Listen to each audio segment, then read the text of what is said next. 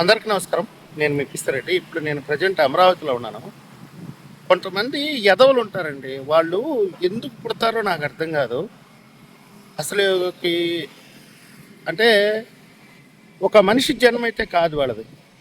వాడు చేయడు, ఇంకోటి చేస్తుంటే ఓర్చుకోలేడు. ఓర్చుకోలేకపోతే పోయాడు ఒక 4 రాళ్ళు వేస్తూ ఉంటాడు. ఆ స్టీల్ బ్రిడ్జ్ గురించి కొంతమంది యూట్యూబర్స్ ఏదో చూపిస్తున్నారు. సీడ్ యాక్సెస్ రోడ్డు గురించి కొంతమంది చూపిస్తున్నారు. ఒక నికృష్టుడు ఒకడు ఉన్నాడు విజయవాడలో. నేను ఇంతవరకు వాడిని ఒక్క మాట కూడా అనలేదు. ఆ పారుంబోకోడు అరే ఈ రోజుకి అయిపోతుంది అంటారే, రేపు అయిపోతుంది అని చెప్తారే, ఎల్లుండి అయిపోతుంది అంటారు. అది ఎప్పటికో అవుతుంది. చంద్రబాబు నాయుడు గారు కూర్చోవాలి ఏంటి?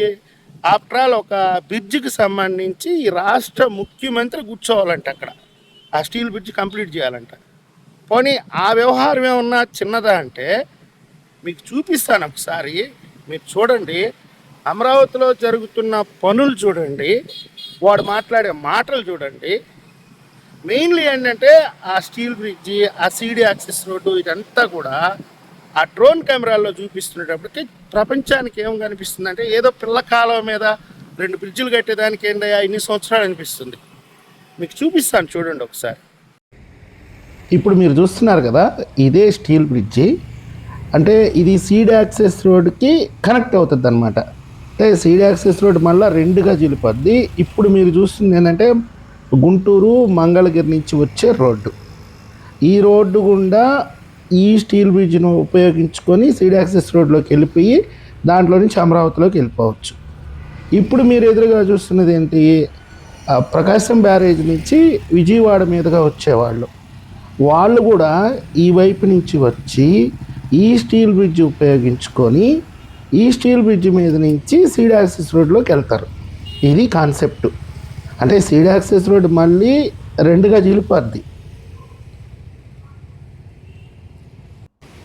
ఇప్పుడు మీరు చూస్తున్నారు కదా, ఈ కాలువ మీద ఆ ఎదురుగా స్టీల్ బ్రిడ్జ్ కట్టి ఉంది. ఈ కాలువ చూడండి ఎంత ఫోర్స్గా వెళ్తుందో, ఎంత పెద్ద కాలువ. మీకు యాక్చువల్గా ఎలా కనిపిస్తుంది డ్రోన్ కెమెరాల మీద లేకపోతే ఇంకొక వీడియోగ్రఫీ చూస్తున్నప్పుడు? ఇదేదో పిల్ల కాలువ, 1,00,000 ఎకరాలకో 50,000 ఎకరాలకో వెళ్ళేటటువంటి చిన్న కాలువ కదా. దాని మీద ఎందుకు ఆ బ్రిడ్జ్ ఏంటి సంవత్సరం రోజుల నుంచి కడతానే ఉన్నారు అని అనుకోవచ్చు మీరు. కానీ చూడండి, అది కాలువ కాదు, ఇది ఒక రకంగా చెప్పాలంటే ఒక పెద్ద నది. ఈ నది మీద ఒక బ్రిడ్జ్ కడుతున్నప్పుడు, ఇంత ఫోర్స్లో వాటర్ వెళ్తున్నప్పుడు ఆ బ్రిడ్జిని ఎంత స్టాండర్డ్గా కట్టాలి, ఎన్ని రకాలైనటువంటి సాంకేతిక పరిజ్ఞానాన్ని ఉపయోగించాలి మీరే ఒకసారి చెప్పండి. 3 నెలలకే అయిపోవాలంట, 2 నెలలకే అయిపోవాలంట. అరే మీరు చెప్పారు కదా, వెంటనే చేసేసేయండి. మంత్రులు చాలా విషయాలు చెప్తుంటారండి. ప్రభుత్వం ప్రజల కోసం చాలా మాట్లాడుతుంటారు.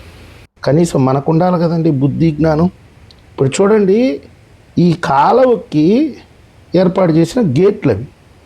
ఒక చిన్న సైజు డ్యామ్కి ఏర్పాటు చేసిన అంత గేట్లు ఉన్నాయి. ఇవి కొంచెమైనా అవగాహన ఉండాలి. ఎందుకు ఆలస్యం అవుతుందంటే దాన్ని అంత స్టాండర్డ్గా అక్కడ నిర్మాణం చేస్తున్నారు.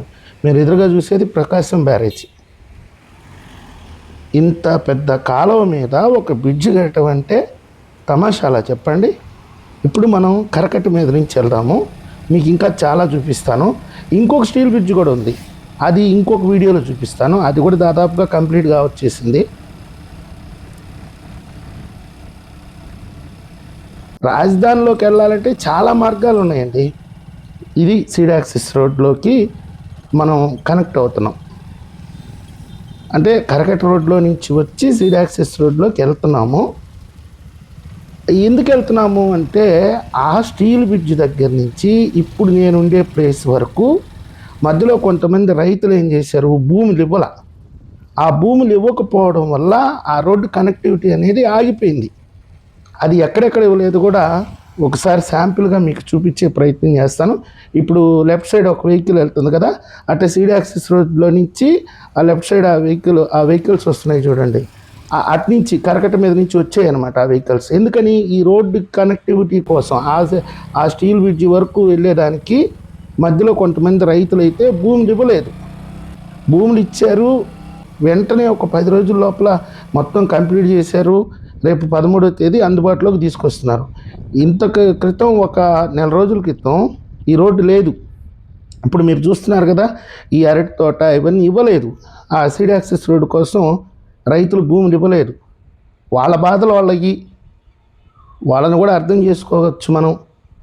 జగన్మోహన్ రెడ్డి అడ్డుకున్నాడా, లేకపోతే ఇంకోరు అడ్డుకున్నారా, లేకపోతే వాళ్ళు ఇంకా రేటు అడిగారా, ఇవన్నీ పక్కన పెడదాం. మొత్తం మీద కీలకమైనటువంటి కనెక్టివిటీకి సంబంధించినటువంటి ఆ రోడ్డుకు కావాల్సినటువంటి భూమిని రైతులు ఇవ్వలేదు. వెంటనే లాఠీ చార్జ్ చేసి ఉన్న పీక్కోవాలన్నా.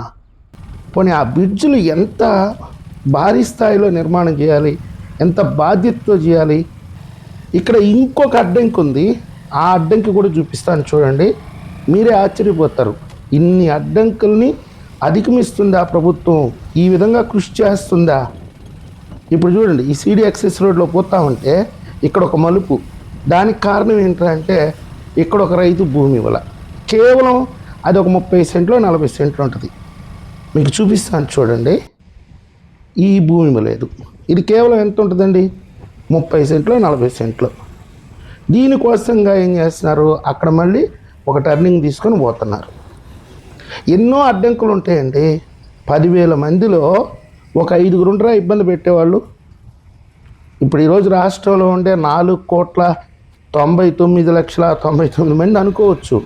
ఒక 10 మంది ఉంటారు కదా రాజధాని అడ్డుకోవాలి. ఇప్పుడున్నాడు కదా జగన్మోహన్ రెడ్డి. చూడండి, కేవలం 30-40 సెంట్లు ఆ భూమి ఇవ్వకపోవడం వల్ల ఇక్కడ మళ్ళా ఒక టర్నింగ్ తీసుకోవాల్సి వస్తుంది. ఇలా ఎన్నో ఇబ్బందులు ఉంటాయి. అసలు సీడ్ యాక్సెస్ రోడ్ని ఒకసారి చూడండి మీరు. ఇది ఎలా ఉందంటే నిజంగా ఒక అద్భుతం. ఒక 50 సంవత్సరాలకు కూడా, అంటే అప్పటి అవసరాలకు తగ్గట్టుగా దీన్ని నిర్మాణం చేపడుతున్నారు. చూడండి, ఇక్కడ రైట్ సైడ్ ఒకటి, సెంటర్లో మళ్ళా 3 లైన్లు, ఆ రైట్ సైడ్లో 2 లైన్లు వస్తాయి, ఇది సెంటర్లో 3 లైన్లు. మళ్ళీ అవతల పక్కకి తీసుకెళ్తాను చూడండి. ఇక్కడ మళ్ళీ నాకు రైట్ సైడ్లో కనిపిస్తుంది కదా, ఇది ఒక సైడు, ఈ సైడ్ మళ్ళీ ఇంకొక 2 లైన్లు, ఇది ఒక 3, ఇది ఒక 2, అవతల ఒక 2, 5 లైన్లు. చూడండి, వాటి మీద ఆ డివైడర్ల మీద వేసినటువంటి చెట్లు కూడా ఆ డ్రిప్ ఏర్పాటు చేస్తున్నారు. అంటే వాళ్ళు ఎంత జాగ్రత్త తీసుకుంటున్నారో మీరే ఒకసారి ఆలోచించండి. ఎక్కడ పడితే అక్కడ వర్క్స్ జరుగుతూనే ఉన్నాయి. దుమ్ము లేచిపోతుందండి అమరావతిలో. అంటే ఈ సోషల్ మీడియా అడ్డగాడిదల వల్ల అట్లా కష్టపడుతున్నారు. దయచేసి అర్థం చేసుకోండి. ప్రభుత్వానికి మీ వంతుగా కూడా కొంత సహకారం అందించండి.